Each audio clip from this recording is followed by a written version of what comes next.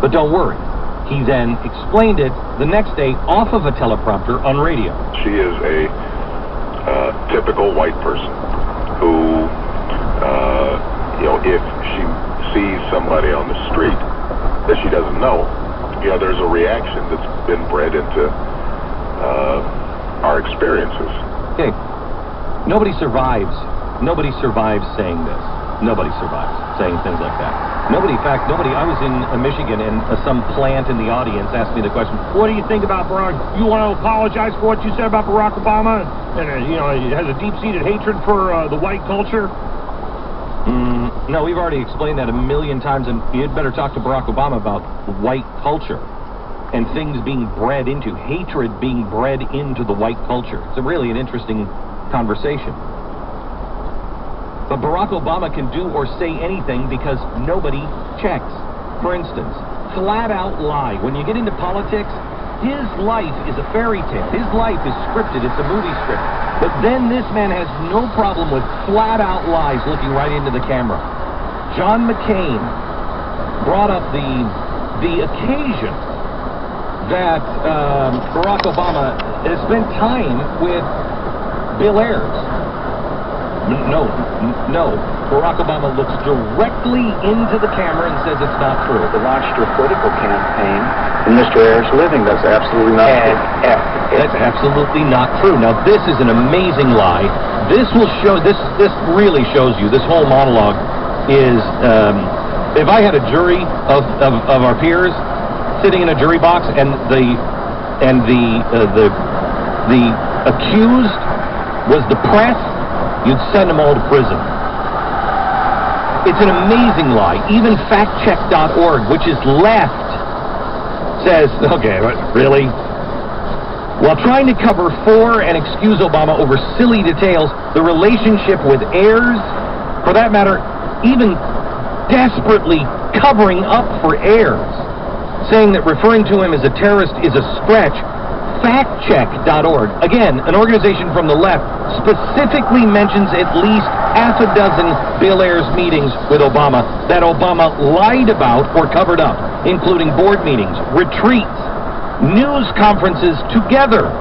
And yes, in fact, Ayers hosted, according to factcheck.org, Ayers hosted a meet and greet coffee for Obama, who was running for the state senate and who lived 3 blocks away from him. Yes, in Bill Ayers' living room, the president said, absolutely not true. You might remember that Obama lied incessantly about his Marxist spiritual advisor, Jeremiah Wright. This is a church that I have been a member of for 20 years. This is a well-established, typical, historically African-American church on the south side of Chicago with a wonderful set of ministries. And what I have been hearing and had been hearing in church was talk about Jesus and talk about faith and values and serving the poor. All of that. Nagging questions remain. Did I know him to be an occasionally fierce critic of American domestic and foreign policy? Of course. Did you know that he had made these statements before the videotape appeared? You know, frankly, I didn't. I wasn't in church during the time that these statements were made. Now, did I ever hear him make remarks that could be considered controversial while I sat in the church? Yes. I did not hear such incendiary language myself personally, either in conversations with him or when I was in the pew, that I strongly disagree with many of his political views. Absolutely. Had I heard those in the church, I would have told Reverend Wright that that I profoundly disagreed with them. They didn't reflect my values, and they didn't reflect my ideals. Hello? Which is it? Which is it? This all happened before he got into the White House. The lies since taking office would take weeks to chronicle. Oh, and we will at GBTV. We are going to put together documentaries and things like this to be able to show it to your friends. Not my opinion, his words. Show it to your friends. Most people don't know any of this stuff because no one is doing the job. We will. It is imperative that you know who this man is. I can't tell you who he is. I can tell you who I believe he is, but I can show you his words, and it will make you say, which is the #1 story on the Blaze, do you know anybody like that? Do you know anybody like Barack Obama? The answer is no. Everything from lying about supporting single health payer, a single payer health care program, to doctors amputating feet and tonsils just for more profit, promising to close Gitmo. These are the typical lies that you hear from a president. But you don't have anyone checking those lies.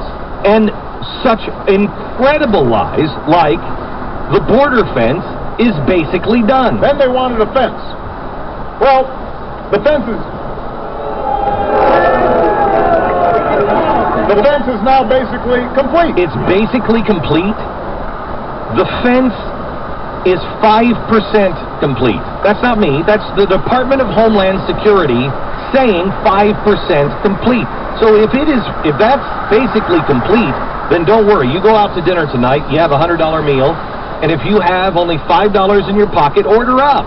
And when the police come, you can say, wait, it's basically paid for. If 5% is basically paid for, then we've got a whole different set of facts. You understand the way he does budgets now, don't you? In his efforts to stroke the fires of class warfare, he continually lies about the amount of taxes paid by the wealthiest Americans. He lied about never doing signing statements. He lied about no lobbyists in the White House. It took him, 2 days? He continually lies about the Arizona immigration law. Pay as you go, shovel-ready jobs, jobs created and saved, no earmarks in the stimulus package, and on and on and on. These are not your typical politician lies. These are staggering in their size and in their consequence. But the lies that make the most difference to me are the ones about his family, his heritage, his growing up. Because you expect lies about policies now from the President of the United States. You expect it from politicians, but you don't expect them to lie in this fashion. Listen when he speaks about America in positive terms. It rings hollow. But listen to when he talks about America in positive terms, and he couples it with familial history. I know the promise of America because I've lived it. Michelle has lived it. You have lived it. It is the light of opportunity that led my father across an ocean. It's the founding ideals that the flag draped over my father's coffin stand for. This is incredible. You can hear it. You can hear it as he says it. You can see it on video. Let's go through just that last line. It's the ideals that the flag draped over my father's coffin stand for.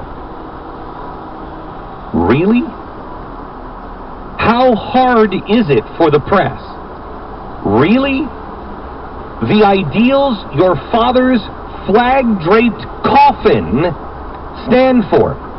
You mean, Barack, your father who is buried in just outside of Nairobi in Kenya had a flag, an American flag? He didn't serve. He was only here to get an education. He was a communist. He fought for communist values. He somehow or another requested an American flag to be draped over his coffin? Oh my gosh, America!